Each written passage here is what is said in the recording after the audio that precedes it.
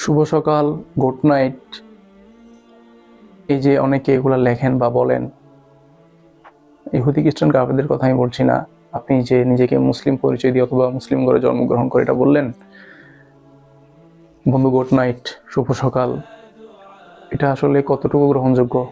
এটার আসলে কতটুকু আপনার প্রয়োগ হয় জীবনের ক্ষেত্রে? আপনি কি চিন্তা করছেন? আপনি একটা লোককে ঘুম থেকে উঠে বললেন শুভ সকাল, তার তো ভাই সেদিন কেউ না কেউ মারা গেছে, তার তো সেদিন একটা দুর্ঘটনা ঘটছে, তার অনেক টাকা লস হয়েছে, তার বাড়িতে আগুন লাগছে, তার জীবনে কোনো একটা না কোনো। আপনি বললেন শুভ সকাল, আপনি আরেকজনকে বললেন গুড নাইট, তার রাতটা তো সেদিন ভালো নাও যেতে পারে, তার স্বামী স্ত্রীর মধ্যে তুমুল ঝগড়া, অনেক বেশি, তার ফ্যামিলিতে অনেক অশান্তি চলতেছে, তার এরকম কোন একটা দুর্ঘটনা ঘটলো, আপনি যে গুড নাইট বললেন, এই যে শুভ সকাল বললেন, এগুলো তো ভাই সবার জন্য প্রযোজ্য না।